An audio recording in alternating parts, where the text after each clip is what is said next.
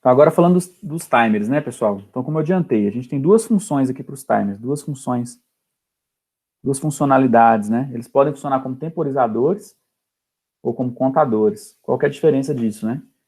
Se for temporizador, ele vai ter ali um incremento no registrado do timer de forma constante, né? Por quê? Se ele é temporizador, a fonte de clock dele vai ser a mesma da CPU. Então, você tem lá a sua CPU. A CPU tem uma fonte de clock, né? Que geralmente, se for um cristal externo, né? Mas ela vai ter uma fonte de clock. Quando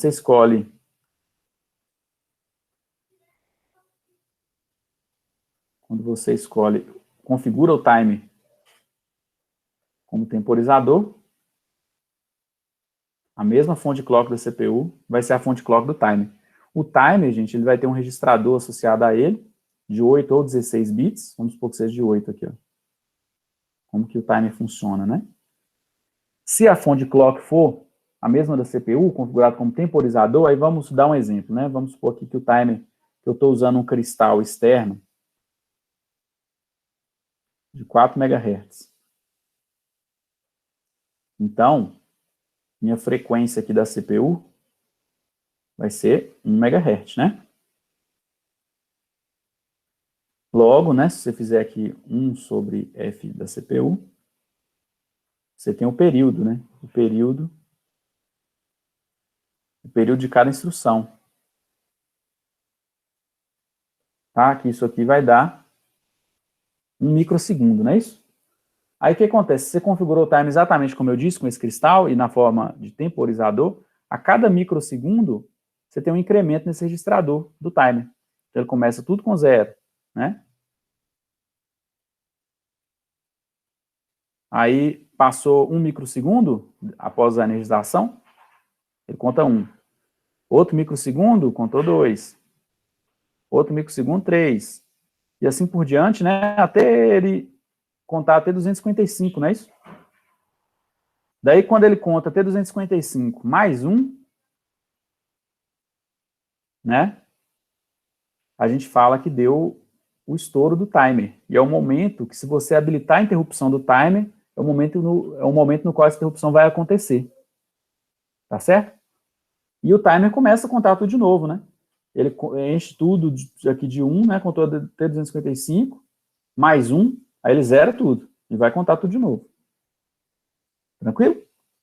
Então, essa aqui é a ideia. Se habilitar a interrupção, 255 mais 1 é o instante que ocorre a interrupção. Aí você vai tratar a interrupção. Se não habilitou, ele, né? Aí tem um detalhe, né? Pode ser que ficou confuso. Habilitando ou não a interrupção, ele volta a contar do zero, tá bom, gente? Mesmo que você entra lá para fazer o tratamento da interrupção, ele continua incrementando, tá? Ele nunca para de incrementar. Então, ele é usado nessa função de temporizador para aplicações que envolvem a contagem de tempo, tá bom? Agora, como contador, é totalmente diferente. Por quê? A aplicação muda totalmente, né? Como contador, a fonte clock agora é um evento externo ao microcontrolador, num pino específico. Então, você vai ter um pino aqui específico, de cabeça, eu acho que é o C0, a gente confere daqui a pouco, onde eu vou conectar aqui, ó, o meu sinal, né?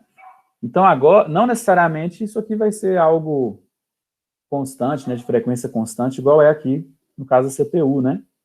Vamos supor, eu posso ter ligado aqui uma catraca ali, ó, né, de acesso, e coloquei lá uma espécie de encoder lá, né, para fazer a contagem aqui, né?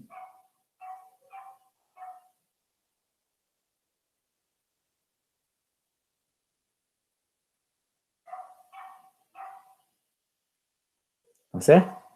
Então, à medida que passa uma pessoa, vamos supor que eu gero um pulso aqui, ó. Tá?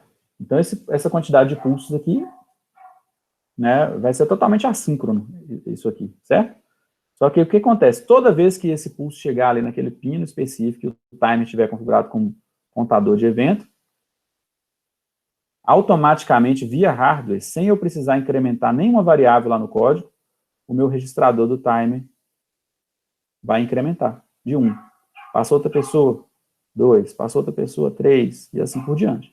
Né? Passaram 255 mais 1, eu volto a contar em 0. Então, aqui é uma situação onde eu tenho que tratar esse estouro do timer. Né? Eu posso, então, habilitar a interrupção, e na hora que ele estourar, eu posso, dentro da função de serviço de interrupção, contabilizar que passaram 255, né? Para eu começar a nova contagem. Tá? Então, eu posso criar uma variável dentro da rotina de interrupção, de modo que sempre que ocorre esse estouro, eu incremento essa variável, e essa variável, sempre que incrementada, ela soma 255 aqui no total. Tranquilo? Essa foi a ideia geral, né? Alguma dúvida entre diferença de temporizador e contador? Tá. Para usar o contador aqui, né, muita gente confunde, achando que tem que fazer esse incremento lá no software da variável. Não. Via hardware, esse registrador é incrementado. Então, para saber quantas pessoas passaram ali, né, sem o caso aí do estouro, basta ler o registrador do timer, basta verificar qual que é o valor que está nele. É tudo via hardware. Então, isso aí te alivia no loop infinito para você fazer outras coisas, né? Porque seu periférico está tomando conta daquela aplicação de forma separada. Tá? Esse pique aqui, ele tem 4 timers. A gente vai ver aqui um exemplo, usar o timer 0 para contar segundo. Alguns timers estão associados com configuração também do modo CCP, isso vai ficar para a próxima. E todos eles são temporizadores ou contadores. Quer dizer, todos eles não, alguns têm as duas funções, outros uma só. Tá? Aí vamos entender aqui outras coisas, né? Os timers geralmente têm esses dois bloquinhos aqui, ó, de pré-scaler e post-scaler. Tá? O que seria o pré-scaler? O pré-scaler é um bloquinho de divisão que eu vou ter aqui, ó. Então, eu tenho minha fonte clock, funciona tanto para contador quanto para temporizador, e eu vou ter como se fosse uma divisão aqui, ó. Aí eu tenho uns bits aqui que eu configuro como se fosse um MUX, no datasheet é exatamente um MUX, né? Que eu consigo pegar esse sinal. Então, ele entrou ali. Eu consigo pegar esse sinal e falar se eu quero dividir ele por 1, dividir por 2, dividir por 3, por 4, por 16, certo? Então, se aqui, no exemplo anterior eu estava aqui com 1 MHz, né? Isso aqui vai ser meu incremento ali de quem? Meu time.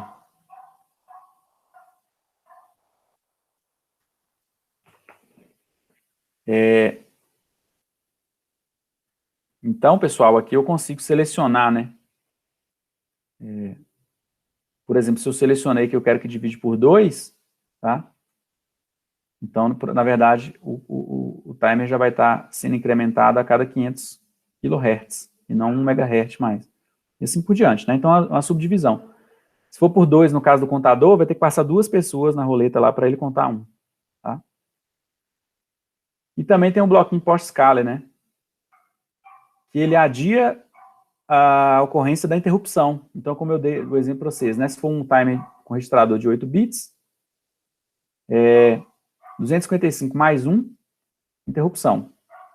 Mas se eu configurar o post-scaler com 2, por exemplo, né, ele só vai gerar interrupção quando o timer estourar 2 vezes, ou 5 vezes. Né? Então, você tem esses artifícios, esses bloquinhos aqui para te possibilitar manipular essa configuração aí dos timers. Tá bom?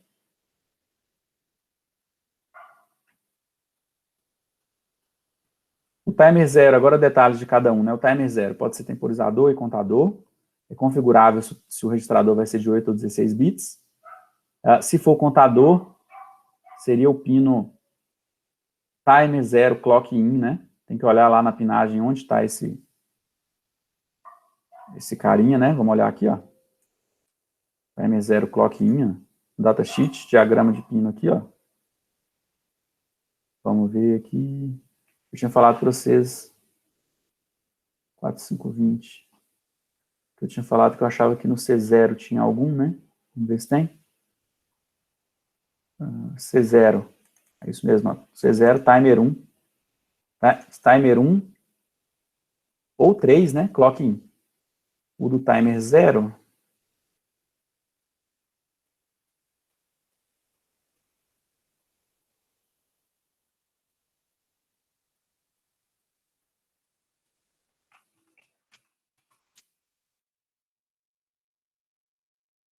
Opa. Timer 0 está ali, né? Do pino 6, né? No RA4. Tá bom?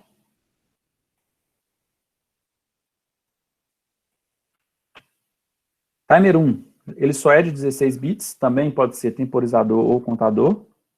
Possui um circuito, aquela ideia que eu falei para vocês, né? Ele tem essa outra opção aqui nesses dois pinos dele, que você pode ligar um cristal de 32, aquele oscilador secundário para contagem de tempo aí na ordem de segundos, né? Para fazer seu relógio, tá?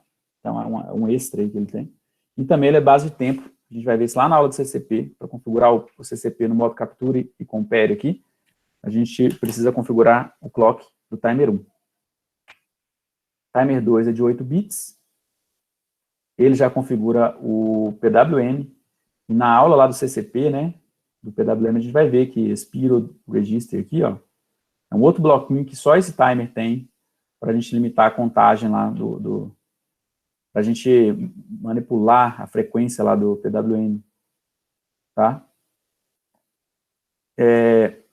E também ele tem tudo a ver com a resolução que você vai ter de ciclo de trabalho do PWM. Tá? E o que ele funciona? Se você estivesse usando esse timer como temporizador, né? Ele limita, na verdade, você tem aqui esse registrador de 8 bits, já expliquei a moral para vocês, né? Na hora que o registrador de 8 bits conta 255 mais 1, estoura, interrupção, né? Se você habilitar a interrupção, né? Você tem ali a interrupção. Então, esse 255 aqui, ó, ele tem a capacidade, né, aqui de formar o número 255, né, esse registrador de 8 bits, até o 255. Você consegue limitar ele, você pode falar que esse registrador agora só tem 4 bits, por exemplo, tá? Então, daí ele estoura, na hora que ele já fizer isso aqui, ó, mais 1, ele já vai estourar e voltar tudo para o 0. Então, é como se isso aqui te desse a capacidade de configurar o tamanho desse registrador do timer 2, tendo como tamanho máximo 8 bits. Ele tem aí no timer 3, né, que é um temporizador de 16 bits, tem o pino ali associado também para ele funcionar como contador também, e ele também é base de tempo CCP, tá? Capture e compare. E o Watchdog Time, né, que eu falei para vocês que eu ia falar qual que é a função dele, né? Então, o Watchdog Time, isso aqui não existe só no microcontrolador, né? Ele é um temporizador que tem uma função muito importante. Primeiro de tudo, ele é um temporizador que conta na ordem aí dos milissegundos, segundos. Vocês vão ver microcontrolador que tem um Watchdog Time com estouro até de dias, tá? Para quê? Então, ele tem uma malha RC interna, separada lá no oscilador interno do microcontrolador para ficar incrementando esse Watchdog Time. E sempre que ele estoura, tá, o microcontrolador reseta. Ele aponta lá o program counter para o vetor 0, né? Da memória de programa, tá? Então, o que acontece? Se você está aqui no seu código, vamos pensar, ó, você está aqui no seu loop infinito, e eu falei para vocês que se o registrador chegar lá na contagem limite dele mais 1, ele vai estourar. Quando ele estoura, ele reseta. Então, para que ele não resete, por isso que aqui no início do nosso código lá tinha um clear watchdog time, não tinha? Por quê? Toda vez que ele girar o loop infinito aqui, ó, ele não vai estar deixando, ele vai estar limpando esse registrador do watchdog timer. Então, minha aplicação não vai estar resetando. Tá certo? Por quê? Você não está deixando esse registrador chegar na capacidade máxima dele. Tá? Agora, se por algum problema, seu código aqui, ó, você fez alguma condição aqui, o código é bem complexo e tem uma parte aqui do seu código, porventura ele ficou preso aqui, ó, travou sua aplicação, né? Então, você não vai mais executar essa linha aqui para limpar o watchdog time, certo? Porque a sua aplicação travou, deu um bug aqui, ó.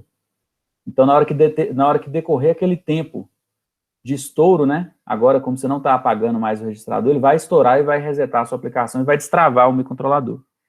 Então, eu uso aí para o watchdog time. Entendido, pessoal, esse mecanismo aqui? É importante, né, entender.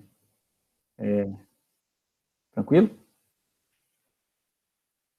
Outro detalhe, função de delay. Se você habilita o watchdog time e vai usar uma função de delay aqui, com delay maior do que o período de estouro do watchdog time, né, que varia na ordem dos milissegundos, então ele vai dar problema, sua aplicação vai ficar resetando o tempo inteiro. Porque dentro da função de delay você não está apagando o watchdog time. Então, por isso que o compilador traz a função delay watchdog time. Por quê? Dentro da rotina aqui de delay watchdog time milissegundos, de tempo em tempo, dentro da função ele está executando esse clear watchdog time. Tá certo? Outra aplicação importante, né, para o watchdog time, em situações aí de economia de energia. Vamos supor que você tem um nó sensor, né, um sensor node aqui. Vamos supor lá que você tem um sensorzinho aqui que mede inclinação, né? Então, você tem um microcontrolador, tem um sensor, tem uma bateria, isso aqui está lá longe, está lá na área de risco, lá na encosta, lá na montanha. Tá? E tem um transmissor sem fio aí, para mandar para uma estação, né, para coletar os dados. Como lá não tem energia, isso aqui vai ter que ser alimentado com bateria, tá? Então, uma aplicação bem importante para o watchdog time é para você selecionar qual que seria a base de tempo aqui desse nosso sensor, né? Você tem aqui o microcontrolador. Então, você pode fazer o quê? No seu programa, seu microcontrolador sempre dorme. Então, ele está lá, executa a instrução sleep. Na instrução, quando ele está em deep sleep, por exemplo, né, no sono profundo lá dele, a ordem de consumo cai para microampere. Né, isso aqui é virtualmente quase zero consumo. Tá? Microampere é muito pouca coisa. E aí ele fica dormindo, aí você configura lá. Sempre que o watchdog timer estourar, na verdade ele vai estar saindo desse modo sleep, e você consegue executar alguma tarefa e entrar no modo sleep de novo. Ele executa essa tarefa uma única vez e dorme novamente, tá? Então, vamos supor, você pode falar para ele enviar essa informação aqui a cada 10 minutos, né? Então, ele acorda, lê o sensor, transmite, dorme. Dorme lá durante 10 minutos. Acorda, lê o sensor, transmite, dorme mais 10 minutos. Na hora que você faz a média de consumo, né, disso aqui, ó, por 10 minutos dormindo, lá na ordem de microampere, na hora que ele acordou, funcionou, transmitiu, aí ele consumiu aqui na ordem de, sei lá, algumas centenas aqui de miliampere. Só que na hora que você fizer a média disso aqui em 10 minutos, você só vai fazer o outro evento lá na frente, a média de consumo, vocês vão ver que vai cair aqui para microampere também. Então, por isso que você consegue fazer uma aplicação, né, guiada aqui por bateria, para ela durar aí anos, né, com a mesma bateria. Beleza?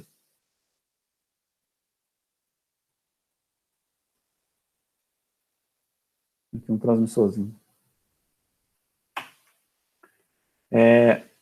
Aqui os detalhes agora, pessoal, né, de uma outra forma aqui, relacionando com os registradores também, né.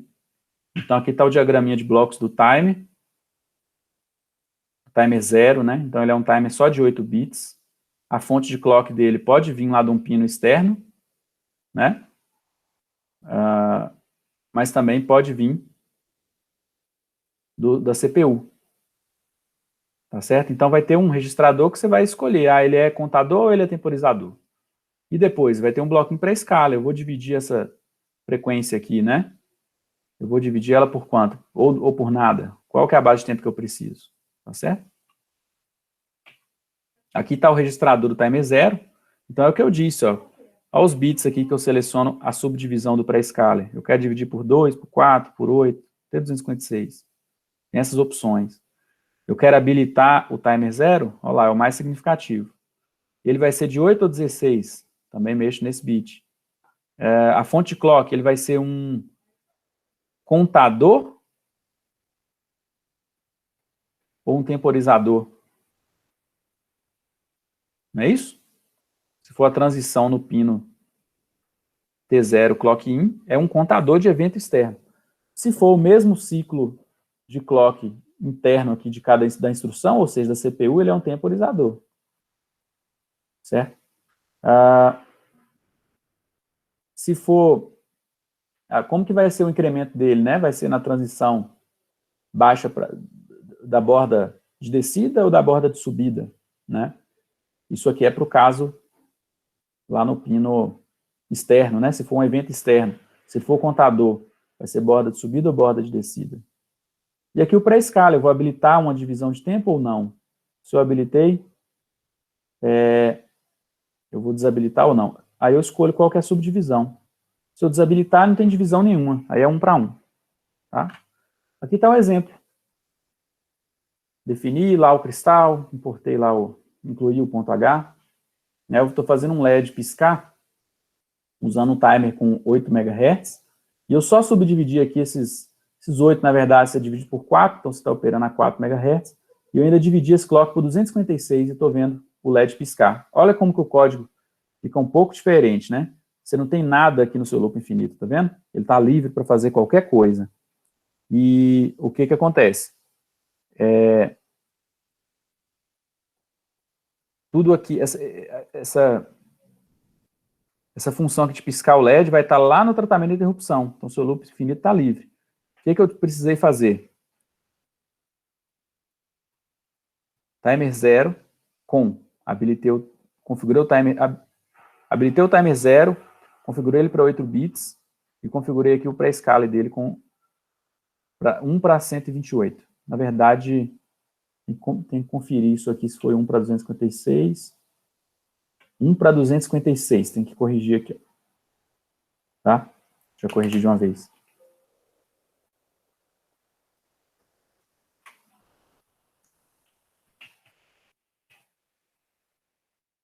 Tornando aqui. Então, olha só como é que fica diferente, né? Na verdade, aqui, ó, vocês podem colocar timer 0. Eu estou zerando o registrador do timer 0. Habilitei a global, tá? Na verdade, com esse T0 com, eu não estou apagando a flag do timer, então é legal que eu faça isso aqui também, ó. É isso, apaguei a flag do timer. Habilitei a global e estou aqui, né, de bobeira, esperando a interrupção acontecer. Na hora que ele estoura, agora com esse incremento subdividido aqui 256 vezes, aí ele gera a interrupção. Aí ele vem cá e faz o quê? Aqui eu já estou testando, né? A interrupção veio do timer 0, veio. Aí vem cá, apaga o flag e troca o nível lógico do LED. Tá? Então aqui, pessoal, outro exemplo, exemplo 2, né? Deixa eu ver o que eu preparei aqui. Fazer um LED acender caso o número de contagens de eventos externos realizado pelo timer 0 seja maior do que 10. Então, é aquilo lá que eu mostrei para vocês. Aqui agora, eu vou ter meu controlador. Aí lá no pino RA4, eu tenho um evento externo aqui, ó. Podia ser um encoder, alguma coisa aí, né? Uma catraca, uma contagem de peça numa esteirinha, alguma coisa. Sensor digital aqui, né? Então, o que está acontecendo? Olha como que o código é simples, né? Eu estou fazendo o quê? Eu vou mudar o nível lógico do LED se a contagem for maior do que 10. Tá? Então, eu configurei o timer aqui agora, ó, como contador de eventos. Tá certo? Agora, aqui tem um problema aqui nesse meu contador de eventos. Ó. Ali está um pré-escala gigante, né? Eu tenho certeza que não pode ser assim. Ó. Contador de eventos, fonte do clock. Então, o bit 5 é 1. Certo? O mais significativo é 1 e o 5 é 1. O resto tem que ser tudo 0. Então, aqui está o 7, o 6, 5 é 1. Agora ficou certo. Aí configurei o time como contador, zerei o time e estou aqui esperando, né? Essa contagem, gente, eu não estou incrementando variável nenhuma aqui. Essa contagem lá no registrador do time, ela é feita via hardware. Na hora que for maior do que 0, o LED muda de nível lógico alto. O muda de nível lógico, né? Se eu tivesse nível lógico alto, ele muda para baixo, vice-versa. Tá?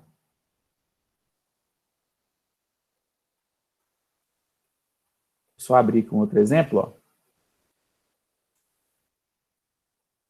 Timer 0. É esse aqui o exemplo, timer 0, tá vendo? Só para vocês verem aqui que foi exatamente o que estava lá, ó. A gente pode rodar, tá? Então, ali, né, a mesma história, né, com bits iniciais, cristal e tudo mais. Aí eu venho aqui, configuro os trees, né?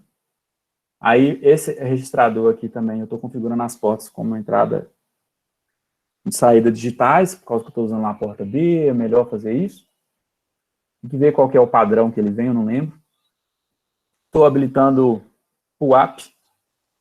E aqui eu estou fazendo aquela configuração das interrupções, eu estou habilitando a interrupção externa, né? Então, eu acho que eu aproveitei o código anterior, estou habilitando a interrupção do timer e zerando a flag aqui do timer, que é o que nos interessa aqui agora, né?